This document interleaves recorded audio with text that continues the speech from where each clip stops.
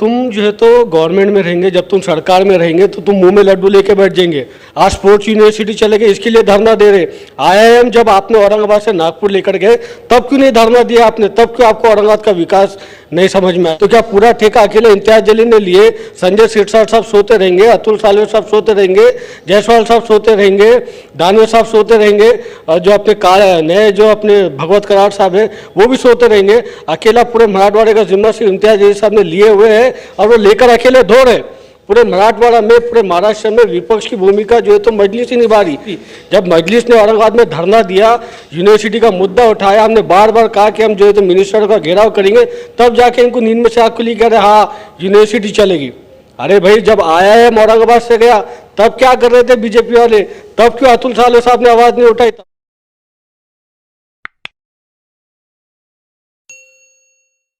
आप देख रहे हैं एसडीएम न्यूज़, मैं हिरेंद्र अंसारी। आज हम एमआईएम के जिला अध्यक्ष समीर बिल्डर साहब के कार्यालय आए हैं और तमाम दर्शकों को बता दें कि आजकल स्पोर्ट्स यूनिवर्सिटी एक बहुत ही गरमाया हुआ मामला है और इस पर बहुत ही ले दे के सियासत भी हो रही है। और हम देख रहे हैं कि अभी 2 दिन पहले बीजेपी भी मैदान में कूदी हैं। चलिए एक बार हम विस्तार से इसके ऊपर चर्चाएँ करते हैं। सर, हमने देखा है कि एक एमआईएम हम समझते हैं पूरे महाराष्ट्र में जो इसके ऊपर आवाज़ उठाई, खासकर औरंगाबाद के ऊपर और मराठवाड़े के ऊपर, लेकिन आज अचानक बीजेपी आ जाती है तो इसके क्या मतलब निकाले जाए? मतलब यही है बॉस कि जो है तो कुछ काम है नहीं और विपक्ष की भूमिका निभाने की ताकत भी है नहीं। तो मजलिस जब विपक्ष की भूमिका निभा रही है तो क्यों ना जो है तो मजलिस के मुद्दे को भी जो है तो गड़वाया जाए, उसी मुद्दे को लेकर काम किया जाए। जबकि मेरा क्लियर आरोप बीजेपी के ताल्लुक से ये है कि जब आईआईएम औरंगाबाद से नागपुर लेकर गई थी बीजेपी ने ही, जबकि उनके तत्कालीन जो सीएम थे देवेंद्र साहब, उन्होंने on the floor of the house ये कहा था कि मैं आईआईएम को औरंगाबाद से नागपुर लेकर जा रहा हूँ और औरंगाबाद को हम कोई दूसरी यूनिवर्सिटी देंगे। तो तब क्यों नहीं जो है तो ये बीजेपी के लोगों ने आकर धरना दिए कलेक्टर ऑफिस के सामने?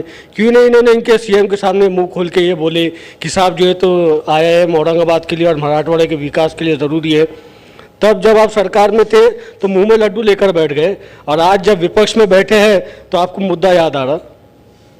साहब, फिर आप जैसा आपने बताया है कि फ्लोर में कहा था, तो फिर सवाल ये भी उठता है कि यहाँ पर एक शिवसेना गढ़ है, खासदार चंद्रकांत खैरे साहब भी हैं और ये प्री साहब, ये लोग क्यों खामोश रहे? क्या ये इनकी एक दबाव की राजनीति है? क्या कुछ लो दो चल रहा है ऐसा? नहीं, ये क्लियर है, ये एक साजिश के तौर पे जो है तो मराठवाड़ा को और ख़ास करके औरंगाबाद ज़िले के जो है तो ये पिछड़ा वर्ग बनाने की इनकी साजिश पिछले 20 साल से चलती आई है। जो भी यूनिवर्सिटीज़ औरंगाबाद के लिए घोषित की जाती है, चाहे वो आईआईएम हो, चाहे वो एम्स हो, चाहे वो स्पोर्ट्स यूनिवर्सिटी हो, तो ये अपने अपने घर में लेके जाते। बीजेपी नागपुर लेके जाता, शिवसेना मुंबई लेके जाती, एनसीपी पूना लेके जाती और रह जाता लावे और इसके जैसा हमारा औरंगाबाद ज़िला, हमारा मराठवाड़ा। होना ये चाहिए कि शिवसेना, बीजेपी या एनसीपी या कांग्रेस कोई भी हो, मैं इन सबको खुला जो है तो निमंत्रण दे रहा हूँ कि जब औरंगाबाद के विकास की बात होगी, जब औरंगाबाद ज़िले के जो है तो डेवलपमेंट की बात होगी, मराठवाड़ा के डेवलपमेंट की बात होगी, तो हम पॉलिटिक्स को साइडलाइन करें और जो तक अच्छे मुद्दे के ऊपर सब साथ में मिलकर आकर काम करें। सर, आज शहर में इस बात की भी बहुत चर्चाएं रही कि जैसा एमआईएम यूनिवर्सिटी के लिए सामने आई हैं और बीजेपी भी आई है, ठीक है, मतभेद वो अपनी जगह अलग रहते हैं, लेकिन चर्चा में जो प्रमुखता वाली बात ये थी कि क्यों ना फिर बीजेपी और एमआईएम कम से कम यूनिवर्सिटी मुद्दे के ऊपर एक मंच पे आकर जो तो धरना आंदोलन करे, शक्ति प्रदर्शन करे। इसके ऊपर आपकी क्या राय है? किस लिए एक जगह पे आए? हाँ, जब तुम जो है तो गवर्नमेंट में रहेंगे, जब तुम सरकार में रहेंगे तो तुम मुंह में लड्डू लेके बैठ जाएंगे और जब विपक्ष में आएंगे तो जो है तो आके जो है तो चिल्लाएंगे कि यूनिवर्सिटी चलेगी, यूनिवर्सिटी चलेगी। आज स्पोर्ट्स यूनिवर्सिटी चलेगी, इसके लिए धरना दे रहे। आईआईएम जब आपने औरंगाबाद से नागपुर लेकर गए तब क्यों नहीं धरना दिया आपने? तब क्यों आपको औरंगाबाद का विकास नहीं समझ में आया? तब क्यों आपको मराठवाड़ा के लोगों के साथ इंसाफ करने की पहल क्यों नहीं किए? आज जो है तो आप बात कर रहे हैं कि आप धरना दे रहे, आप जो है तो घरों पर जाएंगे, तब क्यों नहीं आप जो है तो देवेंद्र फडणवीस साहब के घर पे क्यों नहीं गए तब आप कि साहब नहीं औरंगाबाद के लिए आईआईएम जरूरी है कहते हुए? सर, हमारे औरंगाबाद में जब मराठा आरक्षण चल रहा था तो उस आरक्षण में ऐसा था कि पूरे मराठवाड़े में एक लहर चल रही थी। मेरा संदर्भ में ये कहना है कि एनसीपी जो मराठा होने का दावा करती है, जो सेना जो बोलती है कि मराठों के मसीहा है, बहुत बड़ी बात है। बड़ा आश्चर्य होता है साहब कि एनसीपी और शिवसेना ये अपने आप को मराठवाड़ा का और औरंगाबाद का खासतौर से एक गढ़ मानते हैं। इतना कुछ तबाह बर्बाद हो रहा है, इतना कुछ औरंगाबाद से सौतेला सुलूक हो रहा है। सब में ज्यादा हम समझते हैं कि जो मराठा लॉबी उनका नुकसान होगा, जो बमन लॉबी उनका नुकसान होगा, जो अदर कास्ट के उनका नुकसान होगा, मुसलमान तो बहुत बराए नाम जाएंगे। तो आखिर क्या लगता है कि नहीं कि अपने समाज के आगे जा रहे हैं कि ये मतलब एक स्वार्थ की निजी राजनीति है? सबसे पहली बात तो मराठा भाइयों को जो है तो उनका आरक्षण मिलना चाहिए, और इसके लिए जो है तो बीजेपी ने कभी कोई पहल नहीं की, ना ही शिवसेना ने की। ये सारी जो है तो पब्लिक के सामने आना और सिर्फ वोट लेने के हद तक की इनकी बातें होती है। वोट लेने के लिए आके मस्का लगाना और जो है तो अपने तौर पे कोशिश करना कि हम मराठा आरक्षण के लिए कोशिश कर रहे हैं, जबकि असल में ये खुद नहीं चाहते मराठाओं को आरक्षण मिले। मैं कह रहा हूँ मजलिस के जो है तो एक जिला सदर के नाते कि मराठा भाइयों को उनका आरक्षण मिलना चाहिए, और जो है तो एनसीपी ने, शिवसेना ने, बीजेपी ने ये वोट बैंक की राजनीति बंद करना चाहिए, और मराठवाड़ा के हक के लिए, मराठवाड़ा के डेवलपमेंट के लिए इन्होंने कुछ काम करना चाहिए।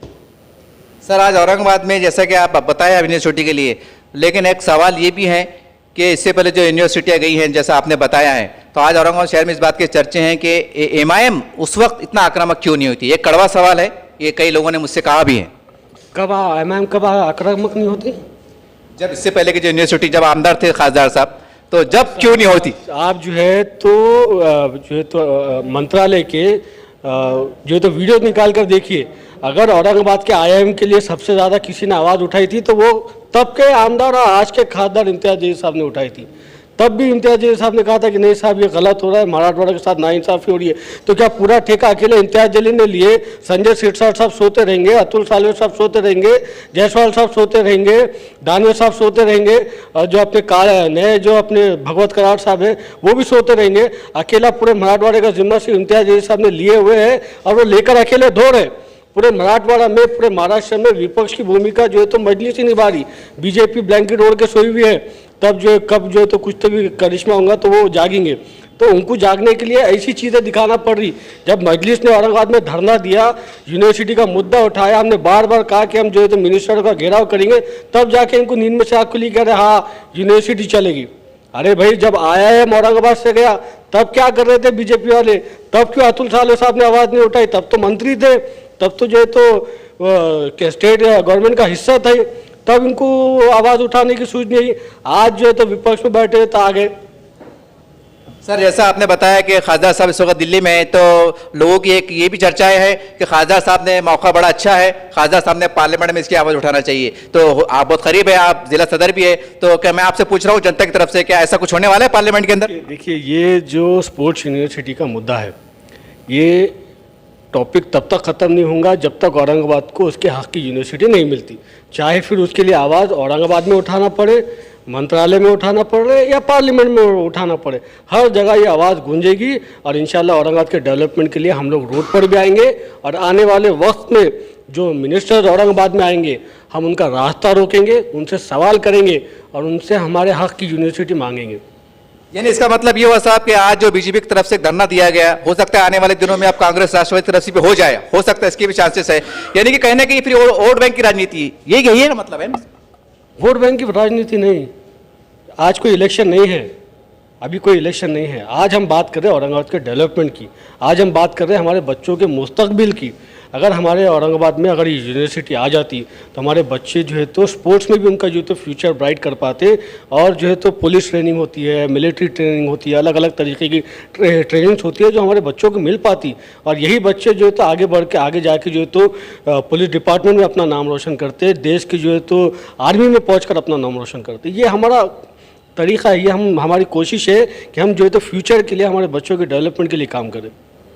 ये थे एमआईएम के जिला सदर। और कुल मिला के अगर एक बात निकल के आती है, आजकल शहर में इस बात की भी चर्चे हैं कि भाई शहर के और दीगर विकास की बात भी है जो एमआईएम ने करना चाहिए। हालांकि मीडिया के माध्यम से देख रहे हैं लगातार कि उस विषय पर भी काम हो रहा है, लेकिन साहब ने बातों बातों में एक बहुत बड़ी बात की है कि औरंगाबाद के अंदर, अपने मराठवाड़े के अंदर, और क्योंकि औरंगाबाद एक मुस्लिम बहुमूल्य इलाका भी कहलाता है, या मुसलमान समाज की एक बड़ी मेजोरिटी है, दलित समाज की भी है, मराठा भाइयों की भी है, कहीं ना कहीं हमारे बच्चों को जो आज तक वंचित थे, हमने कभी नहीं देखा कि ओलंपिक में कोई औरंगाबाद का व्यक्ति गया, हमने कभी नहीं देखा कि औरंगाबाद का कोई फुटबॉल का प्लेयर जो है तो ओलंपिक में गया।